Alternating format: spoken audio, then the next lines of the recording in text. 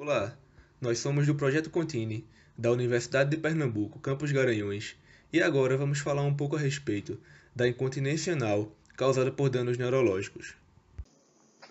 Então, de início, é importante definir o que é o intestino neurogênico. O intestino neurogênico é uma condição que afeta o processo fisiológico para o armazenamento e a eliminação de resíduos sólidos de alimentos que não foram digeridos. Após ocorrer um evento, como uma lesão medular, vai ocorrer a dificuldade do sistema nervoso de controlar a função intestinal da mesma forma que fazia antes. Normalmente, esse processo digestivo ele é controlado a partir do cérebro por reflexos e ações voluntárias. A instalação de um evento como uma lesão medular vai interferir no processo digestório, bloqueando as mensagens que partem desse sistema para o cérebro e do cérebro pela medula espinhal de volta para o intestino. Então, pessoal, a gente vai falar um pouco agora a respeito da neurofisiologia da evacuação. Então, o que acontece é o seguinte: quando o movimento de massa vai forçar as fezes para o reto, o desejo de defecar é normalmente iniciado, incluindo a contração reflexa do reto e o relaxamento dos esfíncteres anais. A defecação é iniciada por reflexo de defecação. Um desses reflexos é o chamado reflexo intrínseco, que é mediado pelo sistema nervoso entérico local. Então, quando as fezes penetram no reto, a distensão da parede retal desencadeia sinais aferentes que se propagam através do chamado plexo mioentérico para iniciar as ondas peristálticas no cólon descendente, sigmoide e reto. Isso vai forçar as fezes em direção ao ânus. À medida que essa onda peristáltica se aproxima do ânus, o esfíncter anal interno ele é relaxado por sinais inibitórios provenientes do plexo mioentérico. Se o esfíncter anal externo ele estiver ao mesmo tempo voluntariamente relaxado, dessa forma vai ocorrer a evacuação. Esse reflexo intrínseco da defecação, ele em si é relativamente fraco. Para ele ser eficaz e causar defecação, deve ser geralmente reforçado por outro tipo de reflexo, que é o chamado reflexo parasimpático de defecação, que envolve os segmentos sacros da medula espinhal. Então, quando as terminações nervosas no reto são estimuladas, elas vão transmitir sinais para a medula espinhal e, a seguir, reflexamente, retornam ao colo descendente, sigmoide e reto e ânus, por fibras nervosas parasimpáticas dos nervos pélvicos.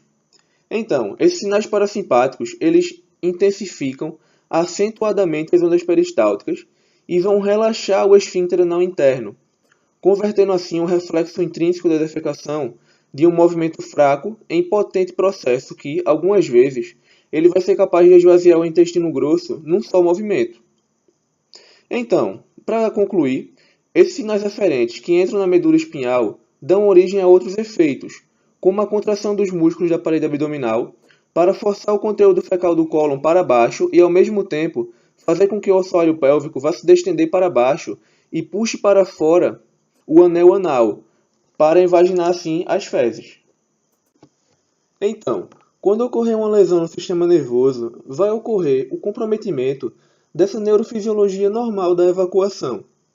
Então, nas lesões de nível mais alto, o distúrbio vai estar principalmente relacionado com a inatividade da parede intestinal, e nas lesões mais baixas, vai ter uma relação com a incontinência, que é o nosso foco. Então, com a lesão da medula, dano nos nervos que permitem uma pessoa controlar seus movimentos intestinais, podem ocorrer. Se uma lesão medular ocorrer acima do nível da vértebra T12, a habilidade de sentir quando o reto está cheio pode estar perdida. O esfíncter anal ele vai se manter firme, mas os movimentos intestinais que ocorrem baseados nos reflexos não serão percebidos. Isso vai significar o quê? Significa que quando o reto estiver cheio, o reflexo da defecação, que é o chamado reflexo intestinal do neurônio motor superior, vai ocorrer, promovendo o esvaziamento do intestino sem que a pessoa possa controlar o ato, ou seja, é caracterizado um quadro de incontinência. Esse tipo de problema pode ser controlado se o reflexo for provocado em um lugar e em tempo socialmente apropriado. O intestino neurogênico ele pode ser decorrente de algumas doenças, de uma lesão ou de um defeito congênito que vai afetar o cérebro, a medula espinhal ou os nervos que se dirigem ao intestino, seu esfíncter ou a ambos. Nas crianças, a causa mais comum é um defeito congênito da medula espinhal, como por exemplo a espinha bífida, que provoca o comprometimento dos segmentos espinhais. A interrupção da continuidade dos nervos vai determinar também alterações do controle intestinal. Nas lesões de nível mais alto, como eu já havia falado, cervical e torácico, esse distúrbio vai estar principalmente relacionado com a inatividade da parede intestinal. E nas lesões mais baixas, ou seja, lombares e sacrais, vai estar relacionado com o problema da incontinência. Em outras palavras, as crianças dependentes de cadeira de roda, elas vão ser mais propensas à constipação crônica.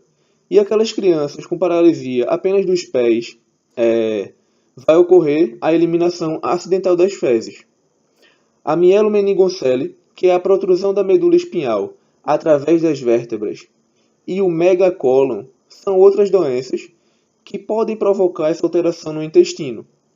As causas mais comuns vão ser justamente as lesões ou um distúrbio que vão afetar a medula espinhal.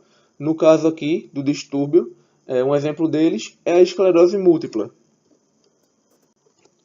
É importante salientar que existe sim tratamento para essas incontinências de origens neurológicas.